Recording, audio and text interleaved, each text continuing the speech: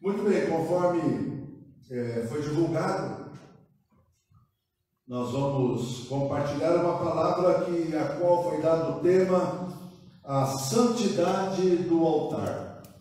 A questão de 3 semanas atrás, 2 a 3 semanas atrás, eu estava meditando, lendo a Bíblia, como normalmente nós fazemos, buscando a palavra de Deus, porque Deus sempre tem algo a nos dizer, todos os dias em que lemos, e através dessa leitura, me veio ao coração esta palavra, o Espírito começou a trabalhar no meu coração esta palavra, e eu achei que deveria ministrá-la no domingo seguinte aqui na igreja local. Aí o Espírito Santo falou, não é para você ministrar lá, foi muito claro isso, é para reunião de ministério, então está reservado aqui. Eu compartilhei essa palavra também lá em Belo Horizonte, já que estávamos aí com uma semana entre um e outro, e lá também reunião de obreiros, e agora vamos compartilhar com os irmãos. O texto básico inicial está em Levítico, capítulo 10, versículos 1 e 2. Levítico, capítulo 10, versos 1 e 2. Texto bastante conhecido.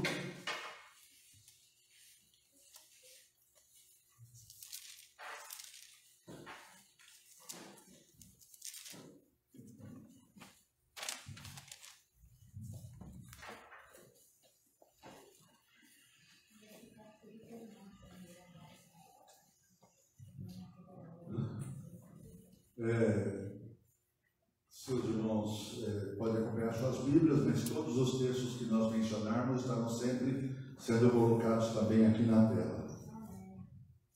Esses 2 versículos dizem assim: E os filhos de Arão, Nadab e Abiú, tomaram cada um o seu incensário e puseram neles fogo e colocaram incenso sobre ele.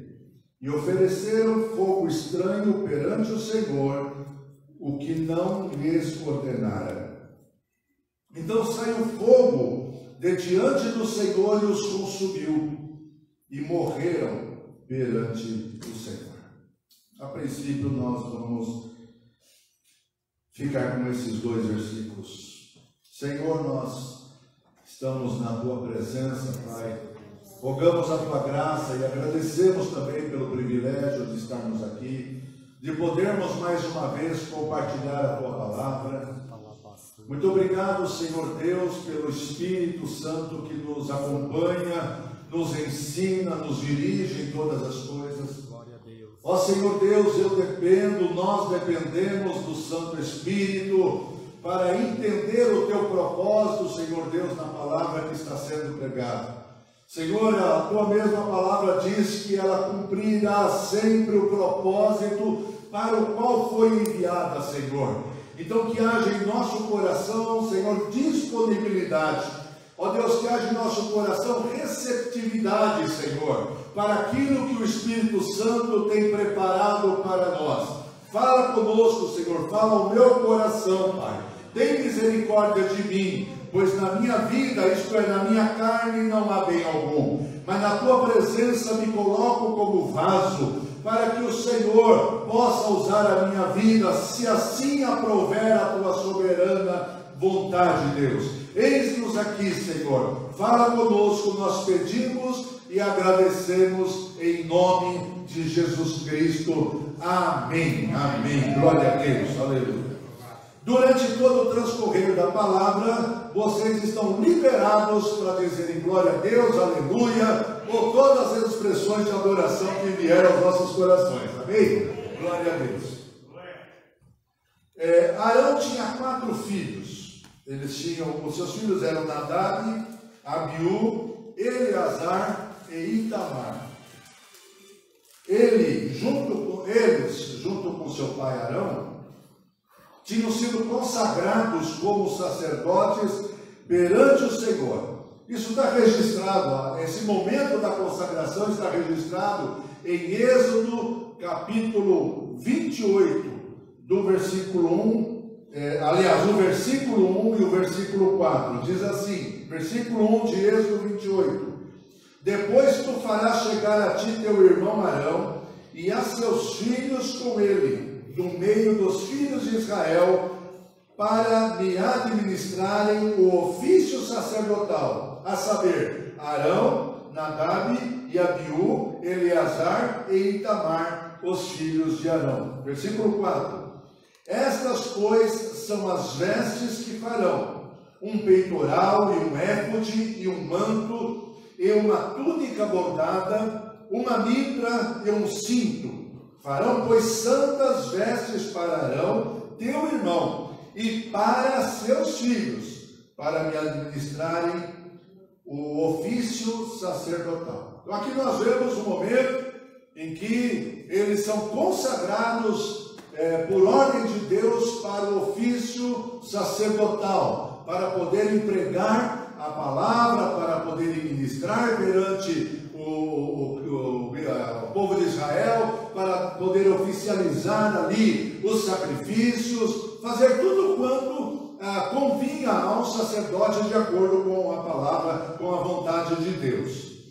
Lá em Levítico, aqui em Levítico, quando já lemos, mas agora no capítulo 8, do versículo 1 ao versículo 14, depois você lê todo o texto, eu vou pegar alguns versículos desse texto, nós vemos que eles não só foram investidos da responsabilidade ou do sacerdócio, eles tinham a atividade sacerdotal no tabernáculo diante do povo de Israel. Então, Levítico 8:1 diz assim, falou mais o Senhor a Moisés, dizendo, toma a Arão e a seus filhos com ele, e as vestes e o azeite da unção, como também o novilho da expiação do pecado, e os 2 carneiros, e o cesto dos pães ázimos. Versículo 3, e reúne toda a congregação à porta da tenda da congregação. Versículo 6, e Moisés fez chegar a Arão e a seus filhos, e os lavou com água. Versículo 7, vestiu-lhe a túnica e cingiu-o com o cinto, e pôs sobre ele o manto, e também pôs sobre ele o éfode, e cingiu-o com cinto de obra esmerada do éfode, e o apertou com ele. E depois, versículo 8, depois pôs o peitoral, pondo no peitoral o urim e o tumim. E aí vai, que fala do 9, 10, versículo 13. Aqui está falando de Arão, agora versículo 13 mostra que também, junto com os filhos de Arão, isso aconteceu. Também Moisés fez chegar os filhos de Arão e vestiu-lhes as túnicas e cingiu-os com o cinto, apertou-lhes as tiaras, como o Senhor ordenara a Moisés. Então fez chegar o novilho da expiação do pecado, e Arão e seus filhos puseram as suas mãos sobre a cabeça do novilho da expiação do pecado. O que vemos agora nesse trecho? Que eles não só foram consagrados, eles não só receberam o chamado, a incumbência sacerdotal, mas eles já estavam praticando isso. Então, eles estavam na prática costumeira do exercício sacerdotal. Eu quero deixar claro esses textos para que entendamos quem eram essas pessoas. E ele, tanto o Arão como seus filhos, estiveram também junto de Moisés lá no Monte Sinai, quando Deus ali se manifestou. Nós encontramos isso no livro do Êxodo, capítulo 24, do versículo 1 ao versículo 10. Você depois pode ler também todos os versículos para entender melhor o texto. Eu vou ler alguns. Êxodo 24, versículo 1 diz assim, depois disse a Moisés, o Senhor disse a Moisés, sobe ao Senhor tu e Arão, Nadab e Abiú, e 70 dos anciãos de Israel, e adorai de longe. Versículo 9, e subiram Moisés e Arão, Nadab e Abiú, e 70 dos anciãos de Israel. Versículo 10, e viram o Deus de Israel, e debaixo dos seus pés havia como que uma pavimentação de pedras de safira, que se parecia com o céu na sua claridade. Esse texto nos mostra que eles também tiveram experiências na presença de Deus. Eles contemplaram a manifestação da glória de Deus, eles viram que Deus apareceu ali a Moisés, eles viram ali até o chão, parecia como algo sobrenatural, aquele chão de terra, de pedras, parecia pedra preciosa. Então houve uma experiência espiritual, houve uma experiência especial. Então o que nós entendemos disso? Que esses homens, Nadab e Abiú, eles não eram neófitos, não eram pessoas inexperientes, pessoas que desconhecessem as riquezas dos detalhes que envolviam o ministério sacerdotal. Não, eles sabiam das responsabilidades, das obrigações, eles conheciam a Deus, eles conheciam a vontade de Deus, eles viram a glória de Deus, eles presenciaram a manifestação desta glória lá no monte. Todavia, isso não os impediu de pecarem contra a santidade de Deus e serem mortos por isso. A Bíblia não nos conta o que era o fogo estranho, há muita especulação a respeito. A Bíblia não nos fala que fogo estranho era esse, como que ele apareceu, né? Não há um consenso entre aqueles que são estudiosos do assunto. Então, alguns dizem, será que porque eles tinham para pôr no incenso, pegar as brasas diretamente lá do altar do santuário, e ali que eles pegavam as brasas e punham no incenso? Será que eles pegaram as brasas de outro lugar? Será que eles pegaram fogo de um outro lugar que não do próprio altar? Não sabemos. Alguns pensam que talvez eles estivessem embriagados, mas não sabemos. Mas porque nos versículos 8 e 9 de versículo 10, o Senhor falou as seguintes palavras a Arão: e falou o Senhor a Arão dizendo: vinho ou bebida forte, tu e teus filhos contigo não bebereis, quando entrardes na tenda da congregação, para que não morrais. Estatuto perpétuo será isso entre as vossas gerações. Então, baseado nisso que Deus fala através de Moisés, logo em seguida ao episódio da morte desses dois homens, Deus fala sobre a questão da embriaguez, e alguns então acham, será que eles estavam embriagados? Nós não sabemos disso também. Então não temos como saber como era o fogo estranho, por que chamou o fogo estranho. Mas há no texto uma pista, há no texto uma explicação, uma frase que nos traz motivos de reflexão e profunda reflexão. Diz o versículo 1 do texto que nós lemos lá em Levíticos capítulo 10. Diz que eles ofereceram fogo estranho perante o Senhor. Olha agora, o que não lhes ordenara. O que não lhes ordenara. Nós não sabemos o que era o fogo estranho, mas sabemos que era algo que Deus não tinha ordenado. Era algo que não era a vontade de Deus. Os irmãos conseguem ver isso comigo aqui também? Não temos aqui a explicação do fogo estranho, mas sabemos que era alguma coisa que não havia sido ordenada por Deus. E é diante disso e a partir disso que nós queremos ministrar. Eles ofereceram o que não lhes ordenaram. Vou repetir. Eles não ofereceram o que lhes ordenaram. Ou ofereceram o que não lhes ordenaram. Apesar de todos os privilégios que eles tinham, apesar de todo o conhecimento da vontade de Deus, apesar de toda a experiência sacerdotal que já haviam adquirido, eles não honraram o seu sacerdócio, eles não honraram o seu ministério, eles falharam no exercício daquilo para o qual eles haviam sido chamados, simplesmente porque eles não fizeram o que Deus mandava. Escolheram fazer algo que não era a vontade de Deus. Amados, tudo aquilo que está fora dos princípios de Deus é fogo estranho.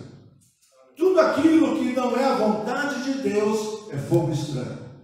Não importa que prática que seja, mas se não é o propósito de Deus naquela situação, é fogo estranho perante o Senhor.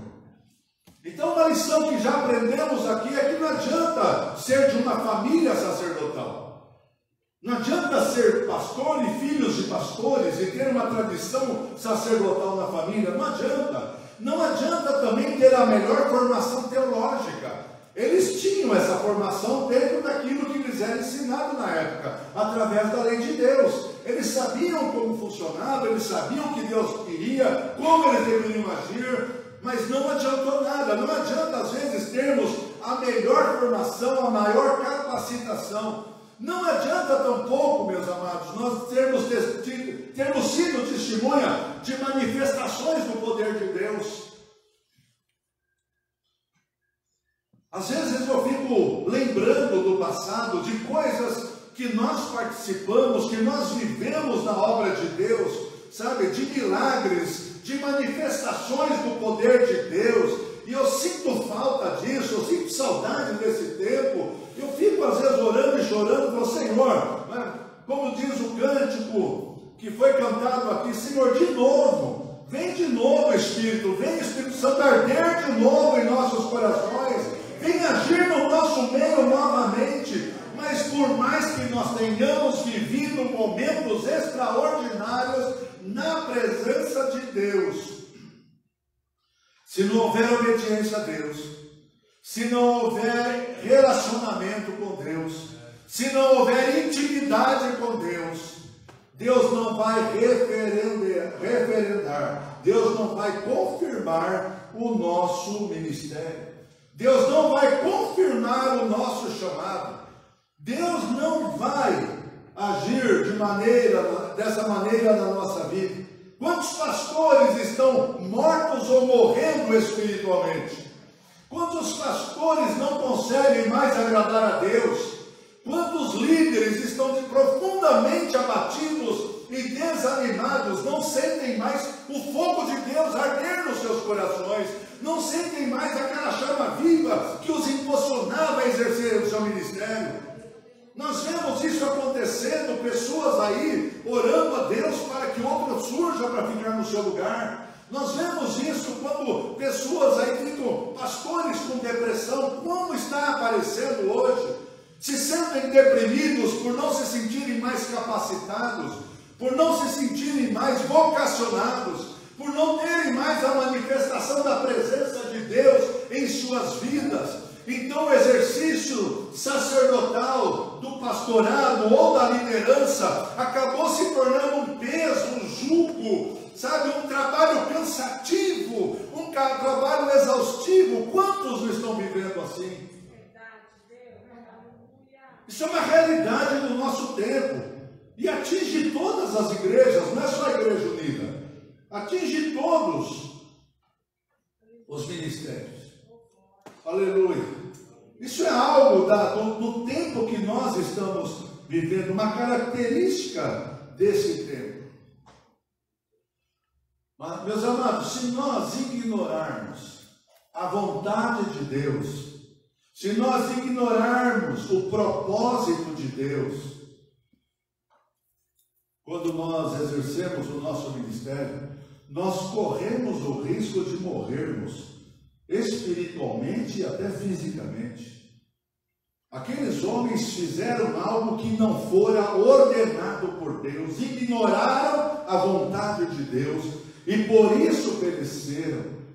O que pode tirar de nós a alegria, o que pode tirar de nós a força?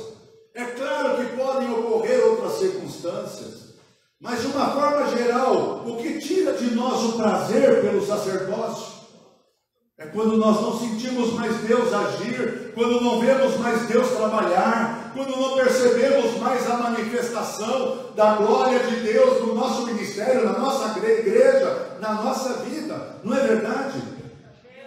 Voltamos para casa frustrados, num culto onde não se sente a presença de Deus. Voltamos para casa frustrados, num culto onde você prega e parece que estava travada ali a palavra, você não consegue com liberdade, quanto isso interfere, quanto isso nos entristece, quanto isso nos abate. Aleluia. Quantos problemas surgem na vida das pessoas que não obedecem a Deus? Qualquer pessoa. Não só os pastores. Não obedecer, não procurar saber qual é a vontade de Deus e fazer tudo de acordo com essa vontade. Quantos problemas traz?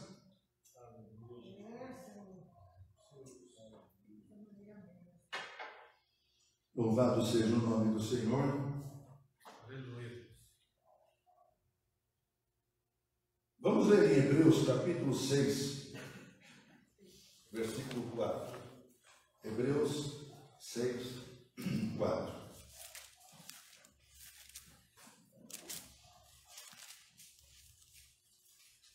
Texto também bastante conhecido, até muito polêmico para se pregar, muitas vezes, mas eu quero aqui compartilhar isso com vocês.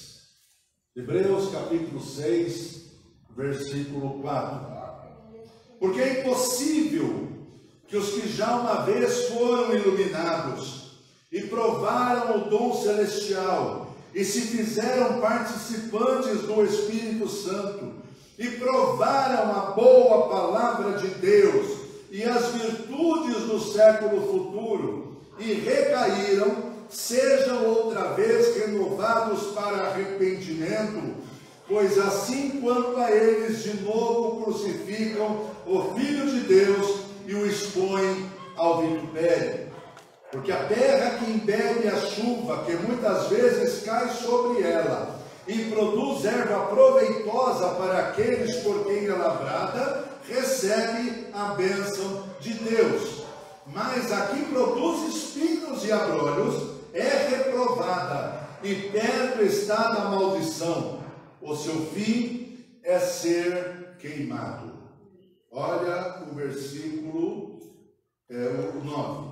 Mas de vós, ó amados, esperamos coisas melhores e coisas que acompanham a salvação, ainda que assim falamos. Mas de vós, amados, esperamos coisas melhores. Eu não vou entrar no mérito teológico do versículo 4, e esse começo desse texto. Mas o que me chama a atenção aqui é que há uma linha, uma fronteira muito tênue, muito singela entre o que é santo e o que é profano.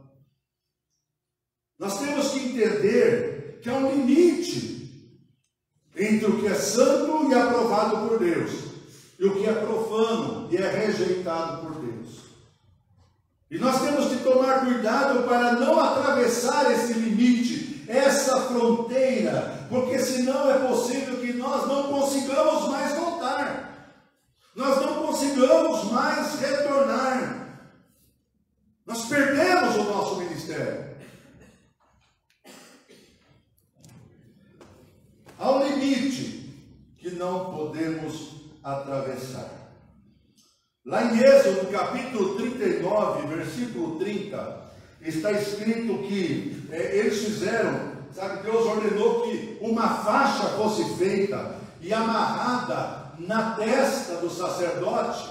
Veja, eles fizeram também de ouro puro a lâmina da coroa da santidade, e nela escreveram o escrito como de gravura de selo. O que estava escrito ali? Santidade ao Senhor. Ou seja, não bastava apenas as vestes, não bastava toda aquela paramentação sacerdotal, era necessário que eles tivessem diante da mitra, na frente da sua testa, uma declaração de santidade, de santificação, de que aquilo que eles iam fazer era algo especial para Deus. Os irmãos estão compreendendo o que eu estou falando?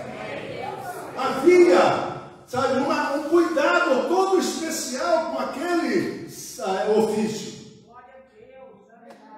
Nós podemos falar, Senhor, mas nós não estamos no Velho Testamento, agora não somos mais sacerdotes levitas, não somos da descendência de Arão, mas a palavra diz que as coisas que foram escritas lá no Antigo Testamento foram escritas para o nosso ensino, para o nosso aproveitamento, para o nosso aprendizado. Aleluia! Por quê, amados? Porque Deus não mudou, a santidade de Deus não diminuiu, a responsabilidade dos sacerdotes e das sacerdotisas de Deus não se tornou menor com o passar do tempo. Talvez os costumes mudaram, talvez algumas práticas mudaram, mas a santidade ao Senhor ainda é necessária estar diante da nossa testa, aleluia, porque o Deus que nós servimos é o mesmo Deus que não suportou aquele erro de Nadab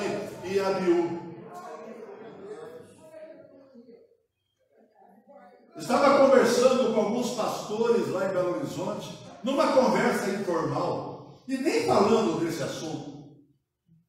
E um pastor falou: Deus não mata mais como antigamente. Eu falei: graças a Deus, pela misericórdia dele. Nem estávamos falando disso, da mensagem. Deus não mata mais como antigamente. Deus exercia juízo na hora. A sua longanimidade, a sua paciência tem nos feito sobreviver muitas vezes. Não estou dizendo de mim e de você individualmente, mas a nós como ministério. Eu gosto muito, já mencionei isso várias vezes, do livro de Ezequiel, porque é o livro das restaurações. E lá no capítulo 44 de Ezequiel, Deus está falando ali sobre a reforma do sacerdócio. Ele fala da reforma do templo, ele fala do culto, e ele fala aqui da reforma do ministério, especificamente do ministério nesse livro. E no versículo 7 e 8 ele menciona os sacerdotes que haviam sido rejeitados porque foram infiéis às ordenanças do Senhor. Olha o que diz o versículo 7 e 8 de Ezequiel 44. Aleluia. Porque introduzistes estrangeiros, incircuncisos de coração e incircuncisos de carne, para estarem no meu santuário, para o profanarem em minha casa. Quando ofereceis o meu pão, a gordura e o sangue, e eles invalidaram a minha aliança por causa de todas as vossas abominações. Versículo 8. E não guardastes a ordenança a respeito das minhas coisas sagradas, antes vos constituístes a vós mesmos guardas da minha ordenança no meu santuário. O que Deus está dizendo aqui? Que Deus rejeitou aquela parcela dos sacerdotes, porque mais tarde ele começa a falar dos filhos de Zadoc, que foram fiéis, que cumpriram a ordem de Deus, que foram fiéis à palavra de Deus. Mas aqui ele está falando daqueles que negligenciaram as suas responsabilidades. Ele está falando daqueles que eles mesmos desenvolveram regras. Eles mesmos decidiram quem podia e quem não podia subir no altar, entrar no santuário. Eles decidiram, dizer aqui, olha, introduzir esses estrangeiros, incircuncisos de coração e incircuncisos de carne, para estarem no meu santuário, para profanarem a minha casa, disse o Senhor. E Deus está falando aqui que aqueles homens tomaram a decisão de saber o que era certo e errado, o que devia e o que não devia fazer, sem consultar a vontade de Deus, sem consultar os mandamentos de Deus. Por isso que Deus fala aqui: eles invalidaram a minha aliança. E quanto a vós, diz ele, não guardastes a ordenança a respeito das minhas coisas sagradas. Ou seja, assim como Nadab e Abiú, aqueles sacerdotes sabiam o que era certo e o que era errado. Sabiam o que Deus queria e o que Deus não queria. Eles sabiam. Todavia, eles não deram atenção para isso, fizeram do jeito dele. Fizeram do jeito que eles gostavam. Queridos, quem tem subido no altar do Senhor em nossas igrejas? Aqui nós temos franqueado esse lugar, que é diferente do santuário, do altar, do Santo dos Santos, nós sabemos que é diferente. Mas aqui é uma representatividade, tá? É uma simbologia. Aqui não é o Santo dos Santos, sabe como era lá, aqui não se tem a mesa dos pães da propiciação, o candelabro, aqui não tem o incenso, nem tampouco mais à frente, ali a Arca da Aliança.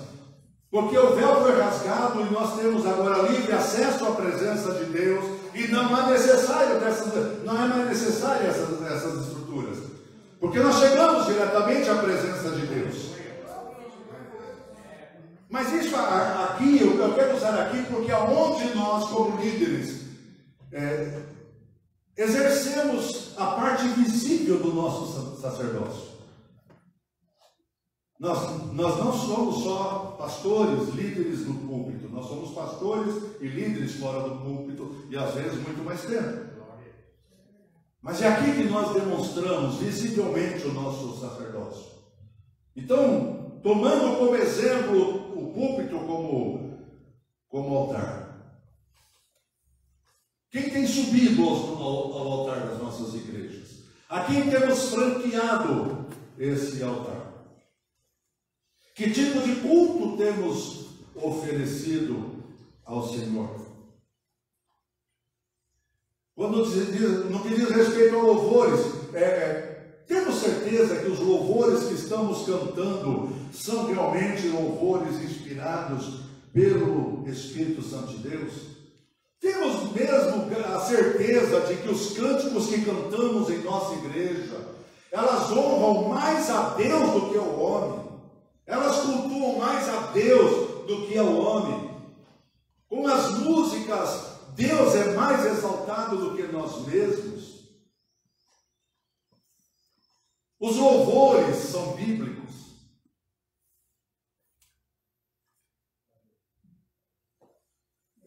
Há um trecho da palavra, quando Davi organizou ali o louvor no santuário, está lá em primeiro livro das Crônicas, capítulo 25, versículo 1. Primeiro livro das Crônicas, 25:1 diz assim: E Davi, juntamente com os capitães do exército, separou para o ministério os filhos de Asaf e de Emã e de Gedutum. Presta atenção no que está escrito. No que está escrito ali. Para profetizarem com harpas, com símbolos e com saltérios. De novo, para todo mundo. Profetizarem com harpas, com símbolos e com saltérios. Deus separou pessoas para profetizarem através do exercício do seu ministério musical. Ou seja, tinha que haver uma unção do Espírito tão fortemente agindo na vida das pessoas, que só o fato delas tocarem, só o fato delas começarem a adorar a Deus, o Espírito começava a falar no coração das pessoas de uma maneira profética.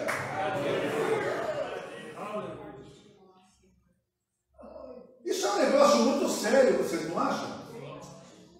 Esse zelo, esse cuidado, essa preocupação, eu fico imaginando o ambiente espiritual de um culto assim. Eu fico imaginando o fluir do Espírito no culto desta maneira.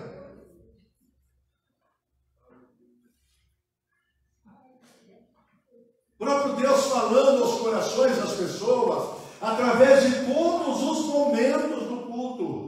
Porque o sacerdócio não é só do pastor, não é só da pastora, é de todos aqueles que aceitam o chamado e trazem para si a responsabilidade de ministrar perante o Senhor. Então nós estamos falando de líderes que pregam, líderes que dirigem. Eu me lembro de ter participado de um culto uma vez, numa das nossas igrejas, e uma pessoa que foi escolhida para fazer a abertura do culto. Eu não sei se ela havia sido avisada antecipadamente, ou se aquilo já era modo de vida, mas ela deve ter se consagrado para fazer aquele momento de uma maneira especial. E quando aquela pessoa saudou a igreja com a paz do Senhor, desceu a unção do Espírito Santo ali, demorou um pouco para ela conseguir ler o texto, porque ao abrir a boca, a virtude do Espírito fluiu através daquela pessoa. Não era nem o pastor da igreja, mas alguém que entendeu a importância de estar servindo a Deus perante o rebanho. Então não faz diferença se é o pastor, se é o presidente, se é um bispo, não importa. Se é um irmão, uma irmã, se é um líder de louvor, de jovens, de mulheres, não importa. Não importa. O que nós estamos falando aqui é da santidade do altar do Senhor e da responsabilidade que temos cada um de nós ao subirmos neste lugar. Aleluia. Quantos dos nossos cultos isso acontece? Quantos dos nossos cultos há um ambiente espiritual assim? Aleluia. Até que ponto o Espírito Santo tem liberdade para trabalhar nos nossos cultos? Porque a gente tem alguns costumes, né? Por exemplo, a nossa liturgia geralmente é padronizada na maioria das igrejas. Você lê um salmo, depois tem uma oração, ou a oração e depois o salmo, um salmo ou qualquer outro texto bíblico. Mas muitas vezes são os salmos que são escolhidos. E depois então vem o louvor, canta alguns louvores, como fizemos hoje. Depois vem o recolhimento de ofertas. Em algumas o secretário ou a secretária tem a oportunidade de dar os avisos, ou então esses avisos é dados de outra forma. Aí o pastor vem e prega. E nessa hora muitos já estão olhando o relógio para ver quanto tempo ele vai pregar. Será que vai acabar tarde? Será que dá tempo de eu voltar para casa e fazer isso? E aí o pastor acaba, faz o apelo, quem quer responder ou corresponder à palavra, vindo à frente. Às vezes vem, às vezes não vem ninguém. E aí encerra o culto. Esse não é um modelinho padrão de culto? A maioria das nossas igrejas funciona assim. Não é errado. Não é errado. Nem estou falando, nem estou afirmando isso. Mas o que eu pergunto é até que ponto o Espírito Santo tem liberdade para mudar isso na igreja? Até que ponto ele pode simplesmente mudar os louvores, sem que os ministros de louvor fiquem enfurecidos? Até que ponto o Espírito Santo pode mudar até o pregador, quem sabe, sem que o que estava escalado para pregar não fique revoltado? Até que ponto o Espírito Santo pode fazer com que algumas oportunidades não sejam dadas, sem que as pessoas que vieram preparadas para se apresentar não voltem para casa revoltadas, algumas até dizendo: não ponho mais os meus pés nessa igreja.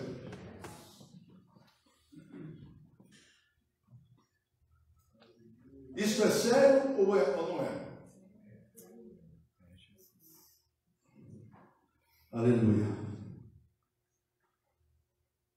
Até que ponto Deus tem se agradado dos nossos cultos e das nossas reuniões? Nós precisamos, queridos, olha, a preocupação ela tem a sua validade até por conta da proximidade da volta de Cristo, como foi dito aqui no início. Não falta muita coisa acontecer, se é que falta, né, Bruno? Se é que falta alguma coisa. A qualquer momento, e se não aconteceu ainda, também é a misericórdia e a longanimidade de Deus em ação. Então nós temos que estar preparados. Sabe, que tipo de adoração existe em nossos corações?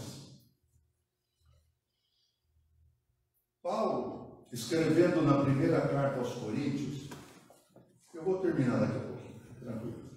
Primeira carta aos Coríntios, no capítulo 14, versículos 23 a 25, versículo que eu gosto muito de mencionar.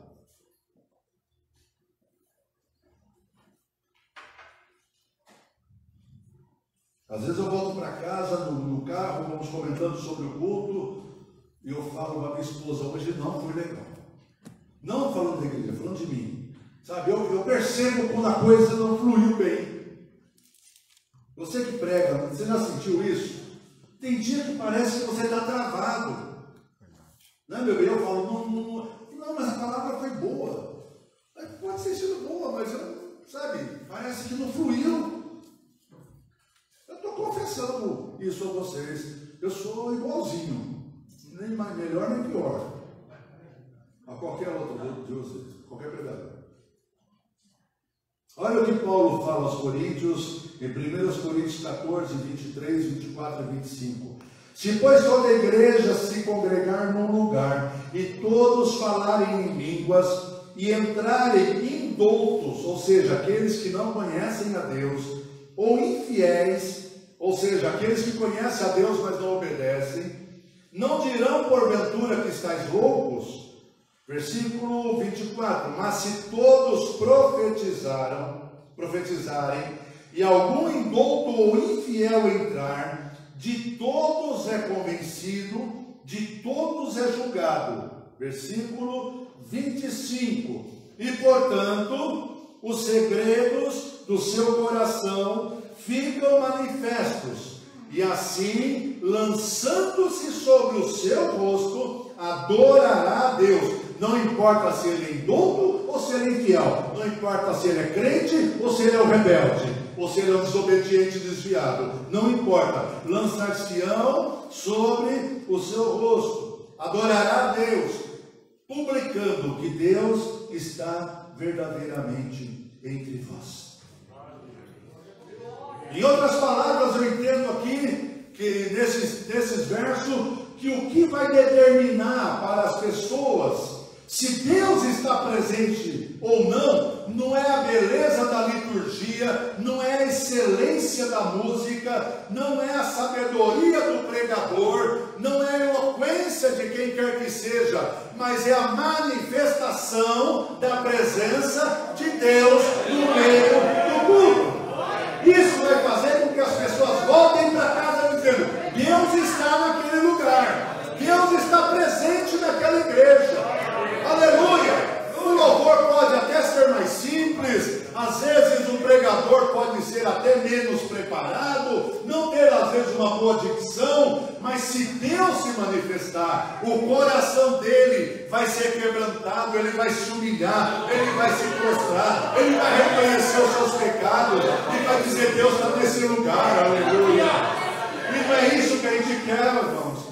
Sabe, não é isso que a gente procura, que Deus se manifeste no nosso meio, que o povo sinta a presença de Deus. Glória a Deus. Então volta a pergunta: que tipo de fogo temos acendido no altar de Deus? Deus estava condenando os sacerdotes, né, Ezequiel 44, por terem permitido que pessoas sem compromisso com Deus, pessoas que não obedeciam a Deus, oferecessem sacrifícios no santuário. Nós precisamos saber quem é que está subindo. Nós precisamos saber qual é o seu caráter. Todos nós falhamos, todos nós, não há ninguém que não falhe. Mas precisamos saber como está a vida com Deus, o testemunho daquela pessoa.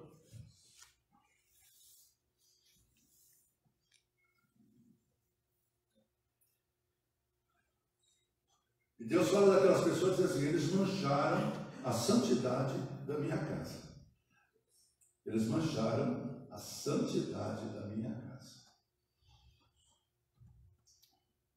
É por isso que Deus também disse, põe lá de novo 44 de Ezequiel, versículo 13 agora.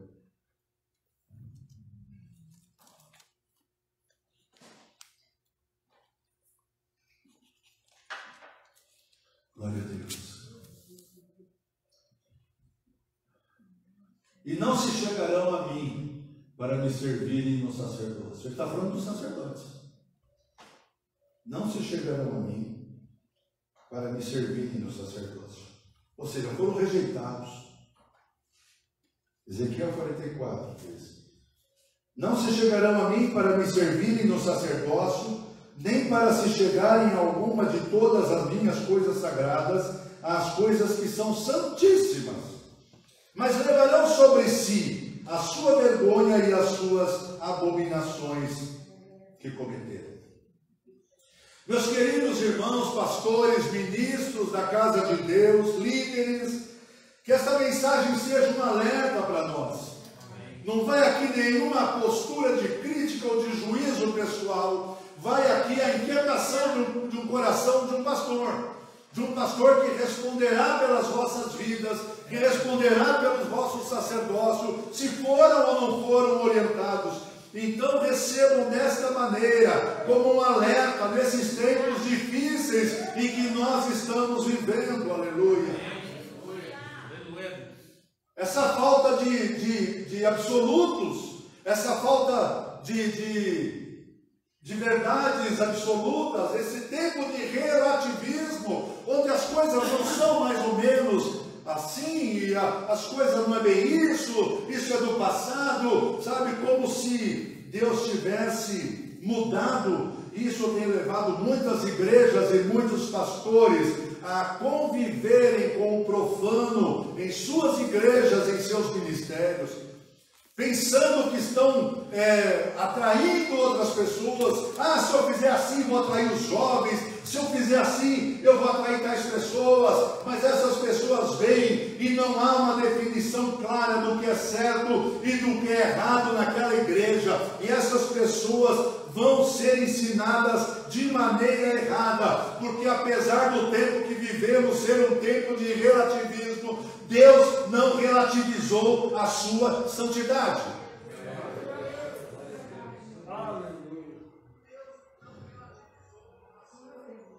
Depois que Nadab e Abiú morreram, então Deus falou. Eu li já para vocês, eu vou ver aqui a referência. Vou marcar aqui.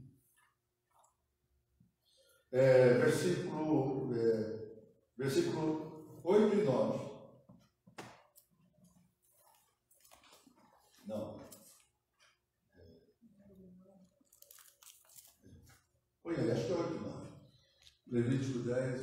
E falou o Senhor a Arão, dizendo: não bebereis vinho, nem bebida forte, nem tu, nem teus filhos contigo, quando entrardes na tenda da congregação, para que não morrais. Estatuto perpétuo será isso entre as vossas gerações. Versículo 10. Agora, eu vou convidar vocês a uma só voz, lermos juntos. 1, 2 e... para fazer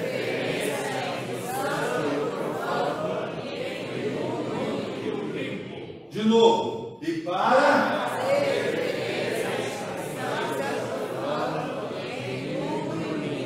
Será que hoje Deus não se importa mais com a diferença entre o santo e o profano? Será que não cabe à liderança, às lideranças da igreja, continuar ensinando o certo e errado? Pastor, mas vamos perder gente. Vai perder para quem? Porque se não aceita a palavra de Deus, já está perdido, está só ocupando lugar. Se não subir a palavra de Deus, não há vínculo, não há relacionamento, não há intimidade, não há nada ali. Há apenas a busca por uma igreja confortável. E se a igreja está confortável, alguma coisa de errado está. Porque casa de Deus, palavra de Deus, presença de Deus tem que gerar confronto. Tem que gerar confronto. Se o meu coração não se quebrantar e eu não sentir que preciso da misericórdia de Deus, não houve confronto. Eu vou voltar para casa com a mesma maneira de pensar, com os mesmos erros, e Deus não tem o culpado por inocente. Então não adianta ficar com medo de perder alguém. Eu não vou responder pela multidão, eu vou responder pelo que eu ensinei.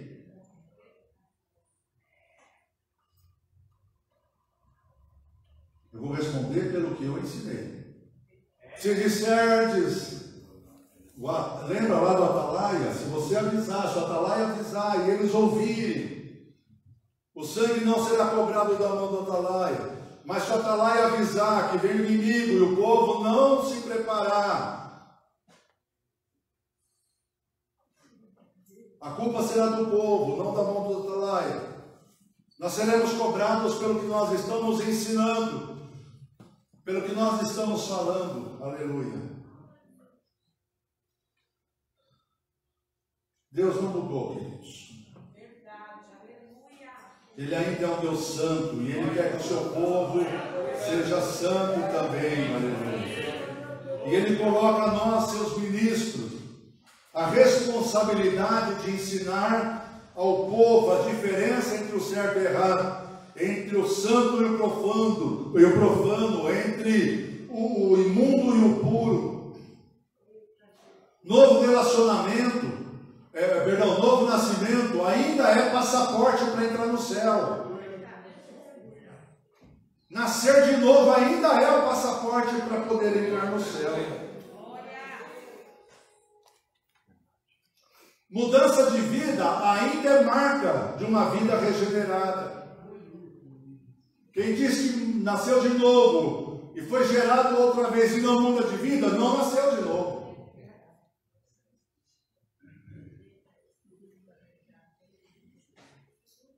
A irreverência é uma das marcas da igreja nos dias de hoje. O que é reverência? É o respeito por aquilo que nós consideramos importantes. Reverência é o respeito por aquilo que nós consideramos santo. Isso é reverência. A Bíblia diz: guarda o teu pé quando entrares na casa de Deus. A gente precisa repensar o nosso comportamento no culto. A gente precisa repensar a nossa postura. Estava numa festividade, eu estou concluindo agora, estava numa festividade numa de nossas igrejas, fora de São Paulo, e eu cheguei de ônibus naquela cidade, e ali tinha uma moça que estava ali, e aquela moça aprontou lá uma confusão, porque ela queria sentar no lugar da outra mulher. A outra mulher: não, mas a minha passagem está comprada, eu sento aí. Não, mas eu vou sentar, a senhora procura outro lugar. E no fim aquela moça teve que sair mesmo dali e tal. Eu falei: nossa, mas que falta de respeito, ela tem o lugar dela marcado, ela que fique no lugar dela. Fiquei pensando comigo. Quando chega no culto, a moça estava lá no culto. Ela era uma das cantoras convidadas. E eu estava no púlpito. Que é um pastor que está provavelmente nos assistindo, que ele vai lembrar disso. Eu estava no púlpito e aquela moça estava ao lado de uma outra cantora também, me parece, se me falha a memória. E as duas conversavam e riam o tempo todo. O tempo todo. Aí de repente o pastor: agora nós vamos ouvir 2 hinos com a nossa irmã cantora fulana tal que está conosco. Ela estava conversando e rindo o tempo todo durante o culto. Ela já levantou falando em línguas e já veio profetizando pelo caminho.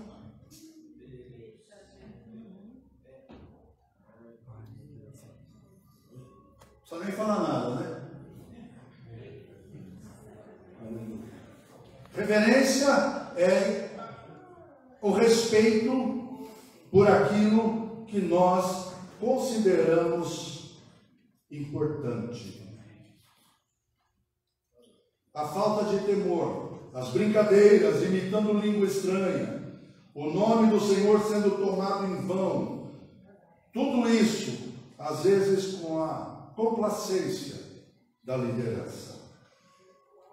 Amados, o único fogo que deve arder em nossas vidas é o fogo do altar aceso pelo Espírito Santo. Qualquer coisa fora disso é fogo estranho. Então, se o altar estiver quebrado, conserta. Se está sem fogo, busca o fogo. Aleluia.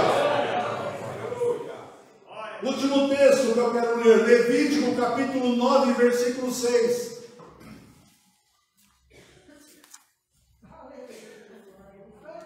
Aleluia.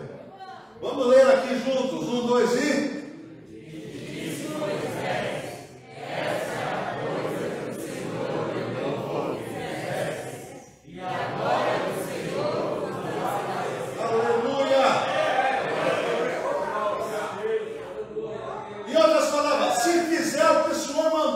a glória do Senhor vai aparecer na igreja.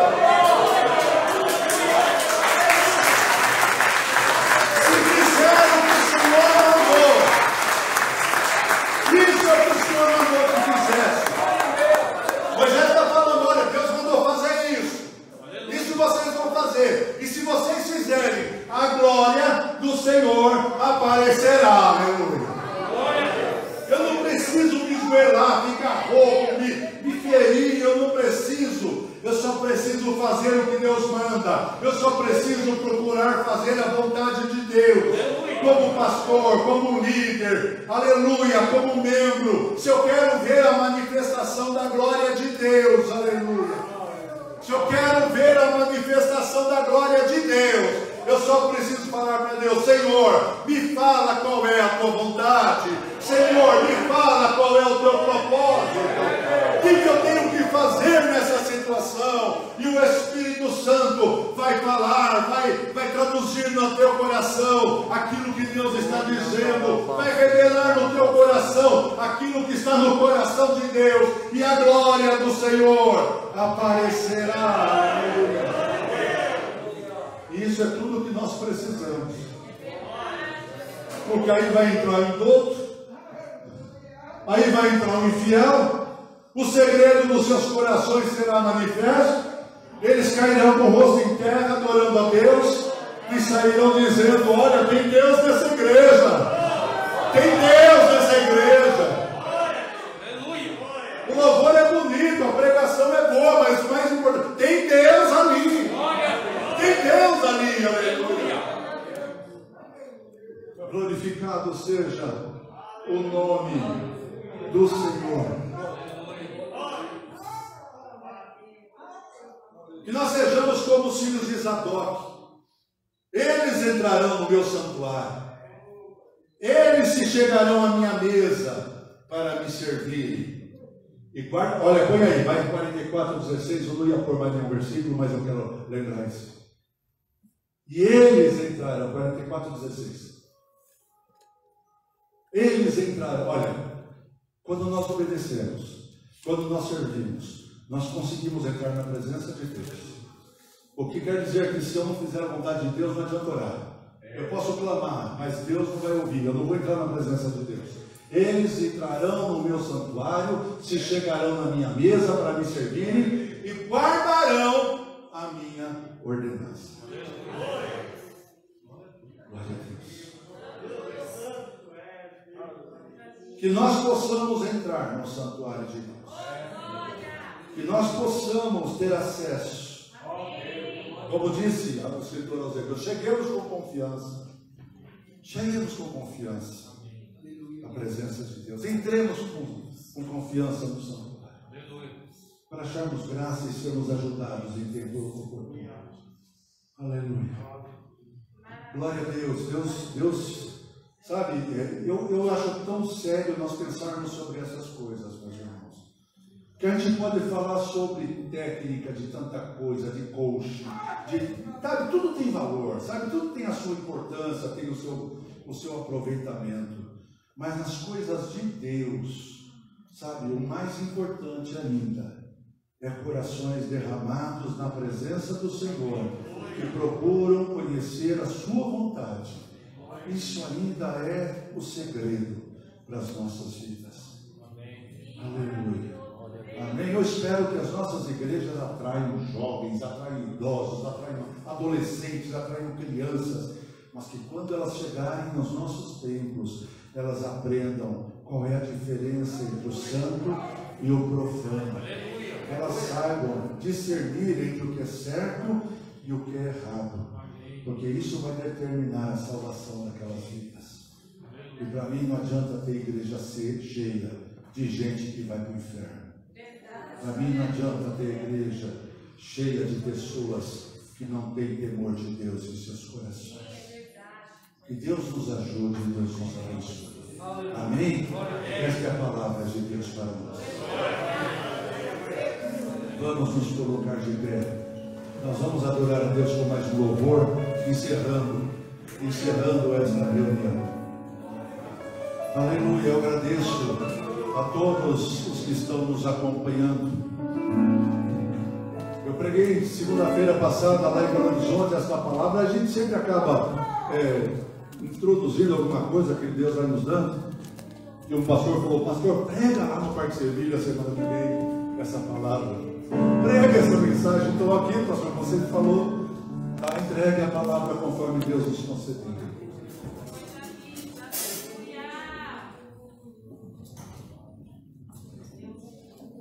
Glória a Deus. Aleluia.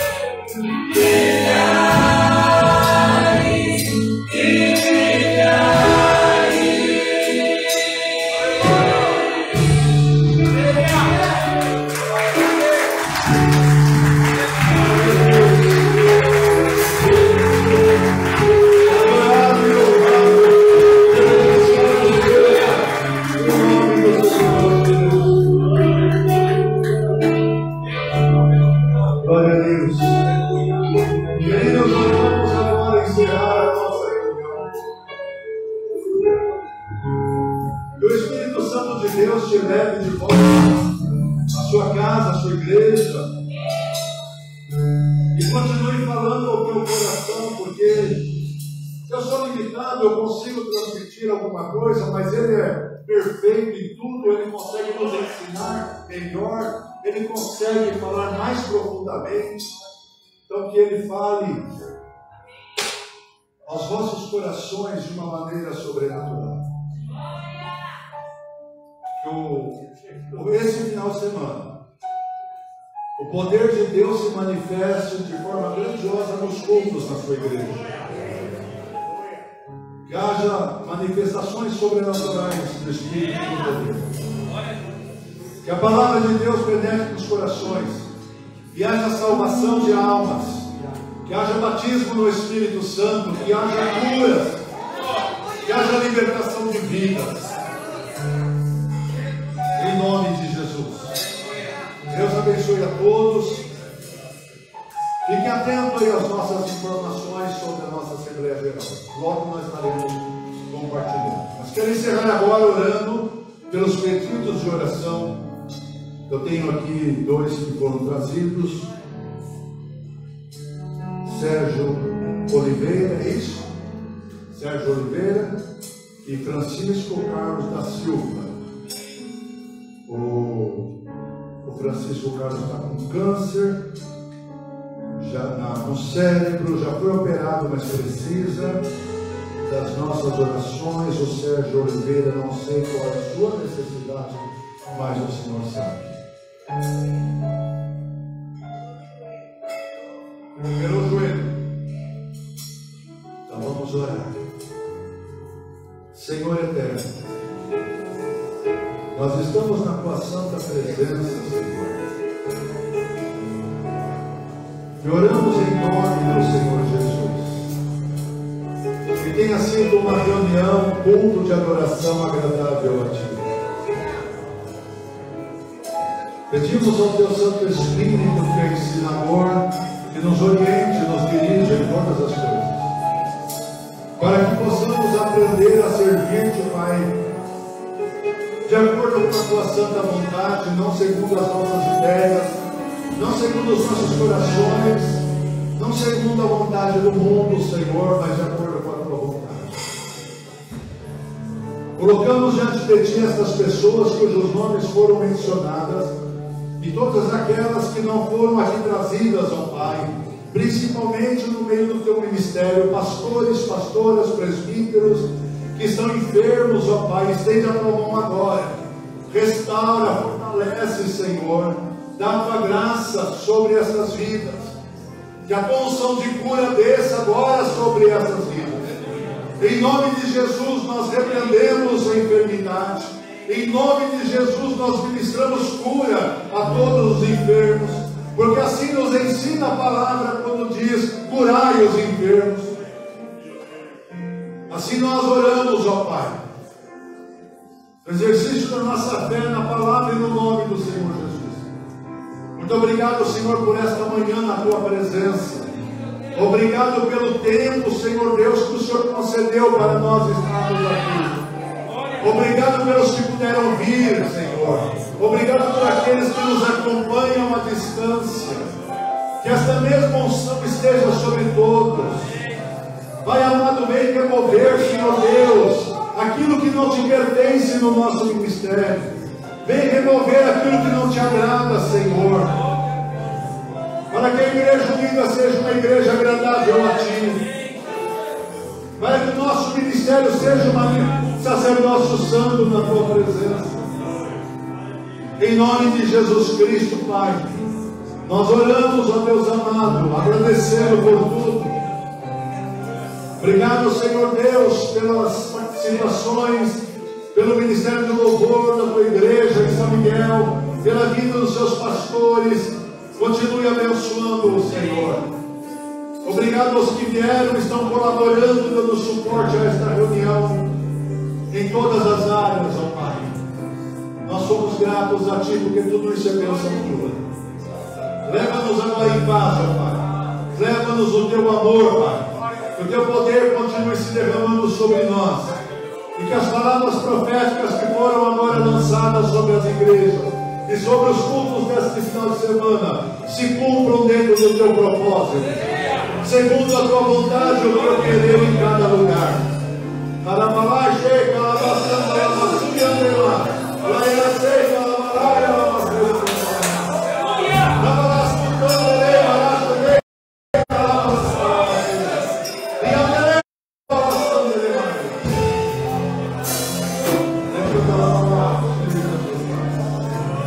Aleluia, aleluia, aleluia. Aleluia, aleluia. Que o grande amor de Deus, o Pai,